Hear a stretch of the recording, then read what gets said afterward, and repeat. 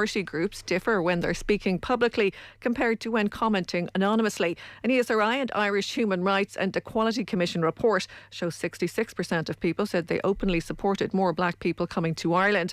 However, this dropped to 51% when they could conceal their attitude. Head of Study of Religions at UCC, Amanullah Desondi, said this may be why there are so many anonymous trolls on social media. Does privately then mean that's why we're seeing so many kind of trolls or whatever we want to call them on social media, you know, all this kind of stuff that goes around? And finally, children are able to visit their grandparents who live in nursing homes from today. New guidelines, which see the easing of visitor restrictions, have been introduced. Nursing home residents can now have as many nominated visitors as they wish, rather than just 2. And now you're up to date on News Talk. News Talk weather. Thanks to the AA. For our lowest car insurance price guaranteed, go online to the aa.ie. Rain will clear from southern areas later in the night. It'll become very mild and humid with lows of between 11 and 15 degrees. And now you're up to date on News Talk. The Newsround on Off the Ball. With Gillette, we don't just play the game, we change it. Gillette, made of what matters. This is News Talk. And you're welcome along to the show this evening. We're busy, lots going on. Wednesday Night Rugby, we will be joined by Andrew Cotter of the BBC alongside Keith Wood. Harry Arter is on the football show. Fulham in the midst of an effort to get back into the Premier League at the moment, so we'll check in with Harry Arter. And Miguel Delaney will join us after 9 o'clock as well. The transfer summer ahead will be a strange one. Miguel's got all the info there. And the GPA published their annual report this afternoon. We're going to talk to a founding member, Donal O'Neill. It is a much maligned organisation, the GPA. I think if we were to ask you to text in, and you're always welcome to do so, on 53106. Thoughts on the GPA? What do you think of the GPA? I would strongly suspect the overwhelming attitude would be negative. 53106 is the text number. We're at Off the Ball on Twitter. Ronan Mullen, hello to you. Hi, Joe. And Richie McCormack, hello. How are you, Joe? You well? Very well, very well. So we have Harry Arter on the way on the football show. We spoke to him just before coming on air. We talked plenty about Scott Parker, who is his in-law, his brother-in-law, and his manager at Fulham these days. And also the altercation from a couple of years ago, Roy Keane came up. He hadn't really spoken about that before. I mean, really, the only person who had spoken about it was Stephen Ward on his WhatsApp, and we asked Arter about it. He definitely wasn't pleased with the way Keane treated him. Here's a little snippet. I regarded it as a lack of respect, purely for no reason, to be honest. It's not something that I would like to go back onto, but, at the time it was uncalled for. I'm not the sort of lad that would ever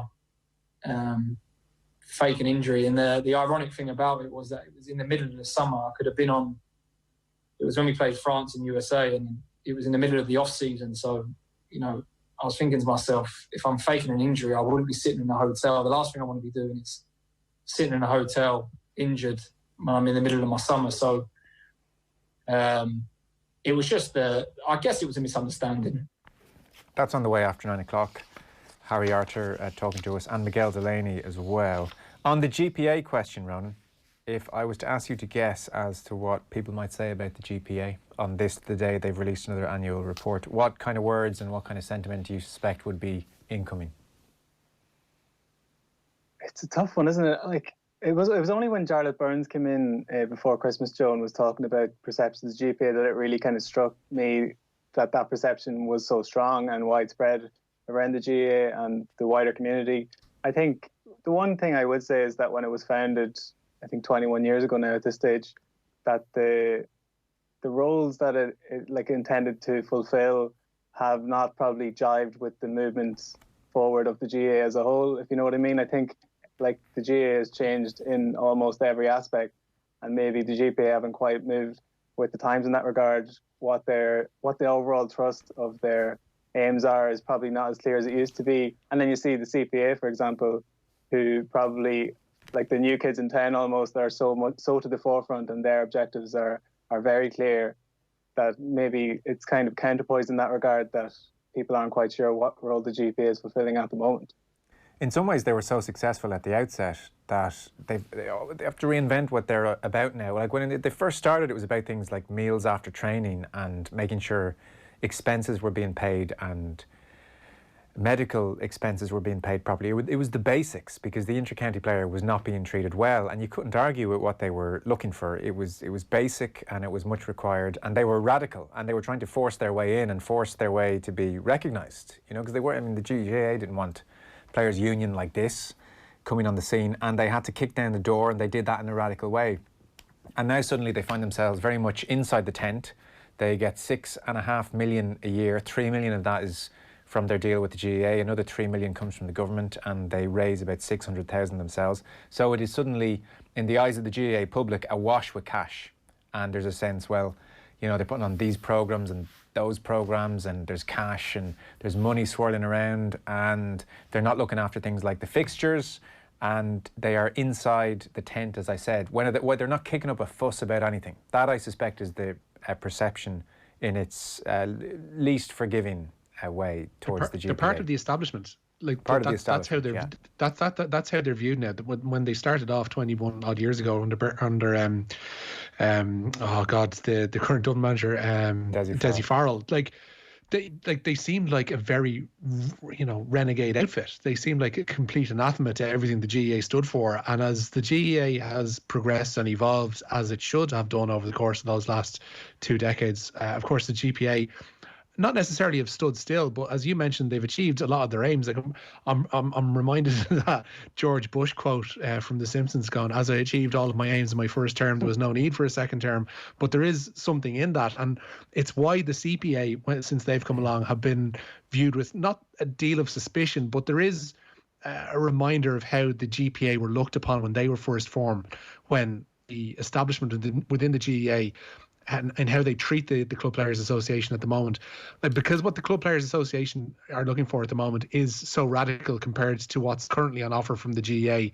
They're now fulfilling the role that the GPA were set out to fulfill 2 decades ago. And I think there is something what Bernard Flynn said this morning on OTBAM about how the GPA and the CPA probably need to come together and probably need to find some kind of confluence of aims, because at the moment they're kind of pulling in 2 different directions, and it's not going to suit either one of them going forward.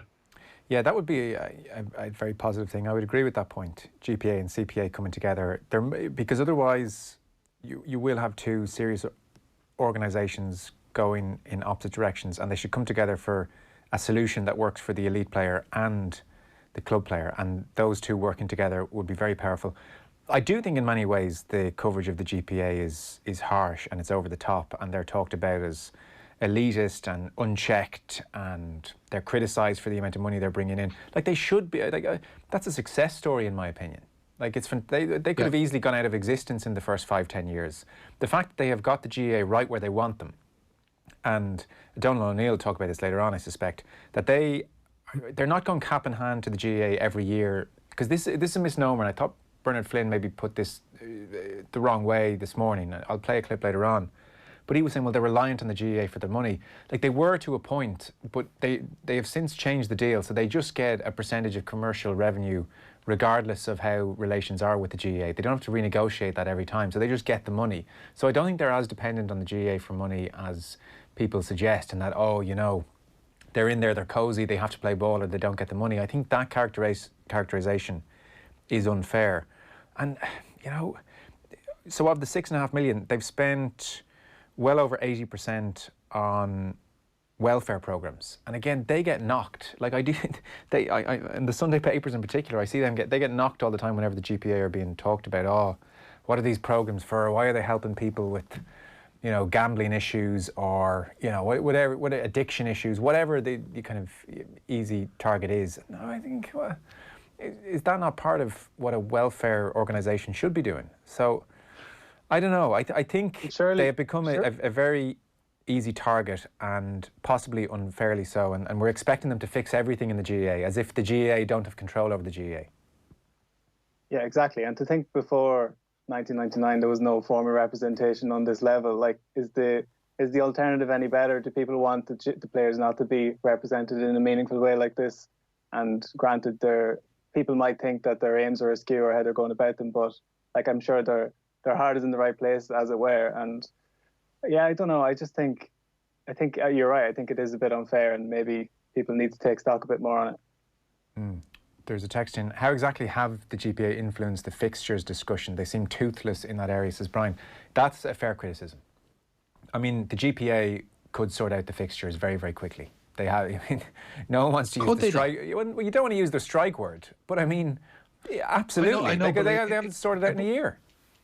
But it seems like the way of approaching from the GPA standpoint, the way that people view the GPA should be approaching this is that either it's a strike or it's nothing. They go along with the status quo. There needs to be some kind of middle ground in between, and that's where the Club Players Association needs to be brought on board. I mean, he talked about them potentially pulling in different directions. I don't think it's necessarily the case that they'll be pulling in different directions. I just think that it's pulling with different weight and with different strength and maybe at different speeds. That's the issue, is that we've got two stratas of the GA going on here, and they're drifting further and further apart as things go on. And that's where the CPA are feeling so chagrined, that they feel like they're the forgotten sons, whereas once the GPA felt like they were the forgotten sons of the GEA. And they've now kind of become inside the tent, they've become part of the establishment, but they've left that other element of the club player behind, because that's not their mandate. Like, you know, the GPA, GPA is there to look after the inter-county player, and that is their mandate, and they've been upfront about that the whole way through. Yeah, but I wasn't criticising the GPA from that point of view. And I know people, when they think of a union, they want a kind of tub-thumping Arthur Scargill kind of figurehead, and that there needs to be a constant issue. Sometimes there isn't a constant issue. The fixtures certainly is one, but the GPA in and of themselves don't have the power to change that. There's a little thing called Congress, which, as we know, has become an unwieldy beast and needs a lot to get past at it. But if they had the might of the CPA and the GPA together at that, I don't think it would be a bad thing. Yeah, no, I agree with that point for sure. We'll talk to Donald O'Neill at 7:30. Sorry, Ronan, last word on it. No, I was just going to say, surely in some level, they're irreconcilable almost, the demands or the wants of the club and inter-county players, because I was reading Teddy McCarthy in the Examiner, and it was an interesting point that, like, the dual player is almost a thing of the past, certainly at inter-county level, but even at club level, it was always a fallback where if you wanted to continue playing hurling or football, you could do so at club level. But it's just been exacerbated by the wake of COVID-19, that it's just the fixtures are coming thick and fast and they can't do it. So he was suggesting, wouldn't it be great if you could play, rather than concurrently play the club hurling championship and then the club football championship, or vice versa, rather than alongside each other, and let the club players continue to play. But then there's no room for the inter-county game. That gets squashed and constrained. So I just, it's mad that every other sport can sort it out, but 52 weeks does not actually seem like enough to cram all the different GA aspects in. It's a crazy situation, really. Donald O'Neill was a founding member, huge influence, and he'll be an interesting voice and mind to tap and see, does he think they've lost their way, or if they're doing exactly the right thing. And certainly he was one of the people saying they should be getting a percentage of commercial revenue, and that subsequently happens. So I think he's still an influential voice in that whole discussion. So that's on the way at 7:30. Andrew Cotter on the way after 8 o'clock. You'll know the voice. Six Nations, Olympics, Wimbledon, Masters, the Open, Ryder Cups. He's on Wednesday Night Rugby with Keith Wood. And then Harry Arter to come on the football show with Miguel Delaney. We should start the news round. It is with thanks to Gillette. We don't just play the game, we change it. Gillette made it what matters. Rich, you're starting with the Galway races. Yeah, out to Ballybrit, the Joseph O'Brien trained early doors in the past 20-odd minutes has claimed the Galway place to feature on day 3 there of the Galway races. Favourite for that race, Royal Rendezvous, was second for Willie Mullins, with 33-1 outsider Cabaret Queen coming in third. Joseph O'Brien in the past couple of moments saying it's an incredibly special race for him to win, given that it's one Aidan O'Brien, his father, has run twice. Sticking with the racing, a strong finish from 3-1 shot Mohather was enough to claim the Sussex Stakes, the feature on day 2 of Glorious Goodwood. The Jim Crowley men came home 3/4 of a length ahead of Circus Maximus, with the favourite Siskin in third. The jockey says today made up for his disappointment at Royal Ascot.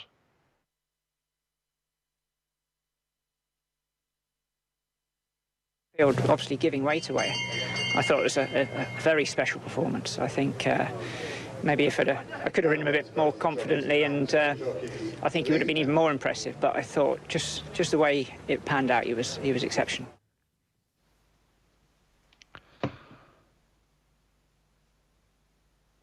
Shoot. The average salary of the Gaelic Players Association fell to just under €65,000 a year. A total employment cost of €647,000 was revealed in the association's annual report for 2019. The GPA turned over $7.5 million in revenue for the year. Player development and welfare programs accounted for 81% of their expenditure, and their chief executive Paul Flynn will be on tomorrow morning's OTBAM. But as we mentioned and alluded to just a little while ago, former Meath footballer Bernard Flynn said the GPA is no longer fit for purpose. The GPA now have got away for a couple of years with Murderham, I believe. The brand is damaged. There's no question about that. It shouldn't be. It should be revered. It should be respected. It should be one the players are so proud of. A Leitrim player, not just a Dublin player, Carlow player. It's not the case. The top players, we all know what was going on over the last number of years. They haven't been treated the same, despite the sound bites and what we've been told. So Paul Flynn has a massive job in his hands. But the one thing, if I was sitting speaking to him or I was asking him a question, how does he get over taking on and staring down his bosses who pay him and his staff all their wages? What was that last point he made? Sorry, excuse me, I didn't catch that, Rich. What did he say? How would Paul Flynn?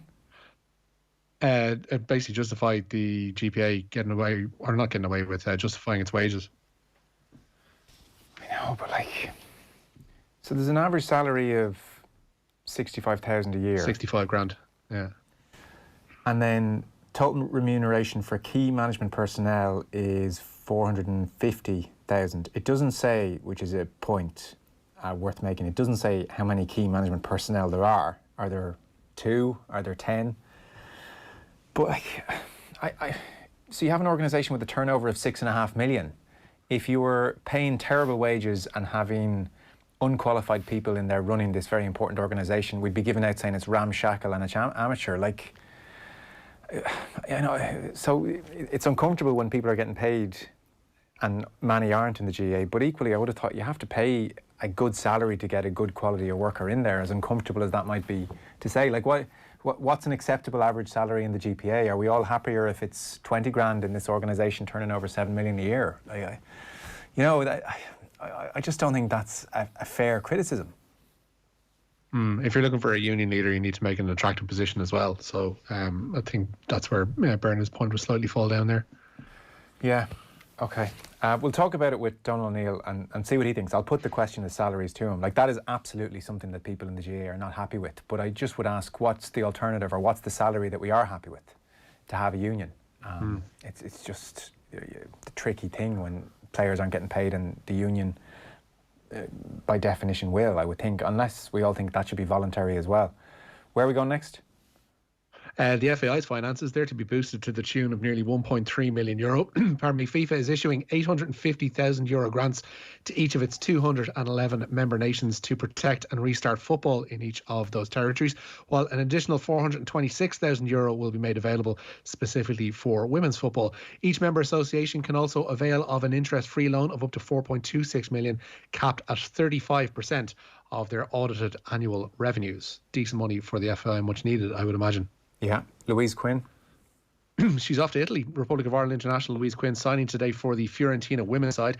The defender left Arsenal earlier this month after 3 seasons with the Women's Super League club. Fiorentina finished second in last season's Serie A table, and they will play in the Women's Champions League next term. Championship this evening? Yeah, and Brentford hoping to give Griffin Park a final night to remember, albeit with no crowd there. They trail Swansea by 1-0 heading into the second leg of their Championship playoff semi-final. Brentford are leaving the 116-year-old ground for a new stadium next season, and kick-off in tonight's game is at 7:45. The snooker then is continuing.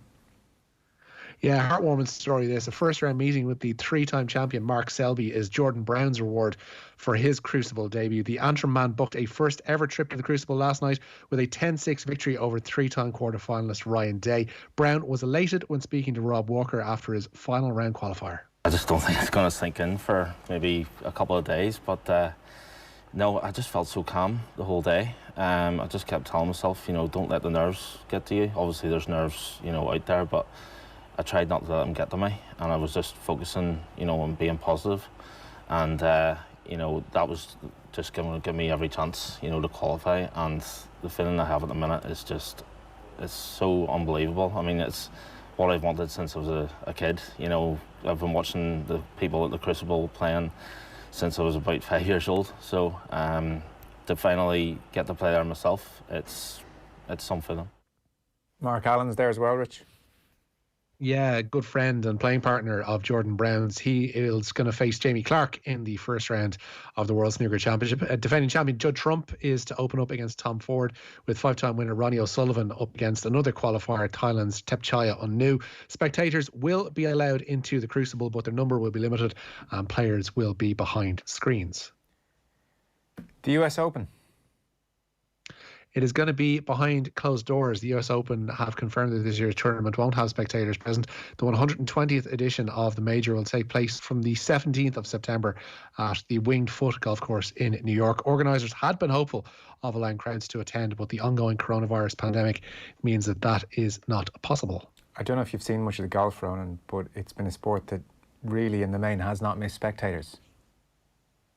No, I haven't seen much, but like I think you've alluded to it, that it would, the pacing of it and just what's applicable. Like even that charity game with Manning and Brady, with Woods and Mickelson, it just lent itself so well to the interaction that maybe the fans don't become an element so much. Maybe like on days like Shane Lowry last year, obviously it would be missed with a landmark, unique moments like that. But like it's all down to production. People in production boxes are going to be really earning their money. And similarly, on the basketball side of things, which gets underway, I think tomorrow or Friday, like in terms of proper, they've been doing scrimmages this week, but the actual competitive games start, and people should check it out. Like the lighting, you're almost tricked into believing that you wouldn't miss fans at all. It's just, it's framed in such a way, and the camera angles are such that, unlike in football matches, you can't even see the empty spaces. It just looks more like a video game. So they've done a terrific job, and I don't think fans will be missed. From a visual standpoint anyway, in that regard. And I think in the NBA as well, they're going to experiment with Microsoft Teams, whereby fans in real time will be in seats, in effect. There'll be a screen there and you'll see their heads and they'll be able to scream and shout.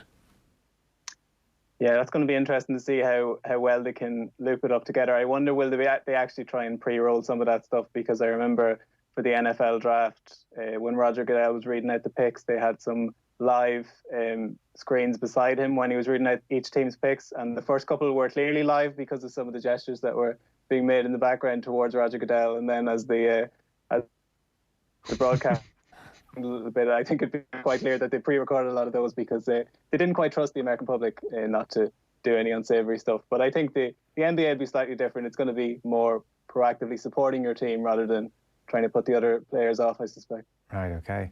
Rich, last story or two? Yeah, the Exeter Chiefs are going to be keeping their name and logo, but they've retired their mascot. It follows a review instigated by the Exeter Chiefs for Change group, which sought an end to the cultural appropriation of Native American iconography at the club. The Chiefs say their logo, which depicts an Indigenous chief, is highly respectful. It will be kept, but they've decided to put their headdress-wearing, tomahawk-brandishing mascot out to pasture. It follows, of course, the Washington Redskins ditching the racist second part of that name. And the football associations confirmed that the Community Shield will take place at Wembley next month. The traditional curtain raiser to the new English season will be played between Premier League champions Liverpool and the winner of the FA Cup final between Chelsea and Arsenal. It will be on the 29th of August, and there are reports that some fans could be allowed into the stadium for the game. Okay, that is your news round for this evening. A last text or two. GPA are damned if they do, damned if they don't.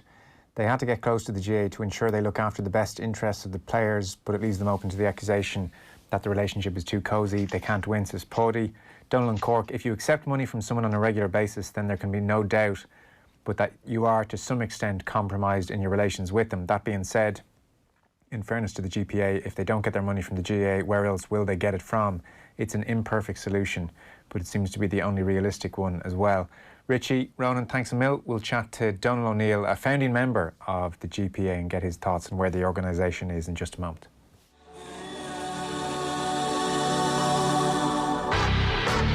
For all the hardship that he's gone through, for all the naysayers that said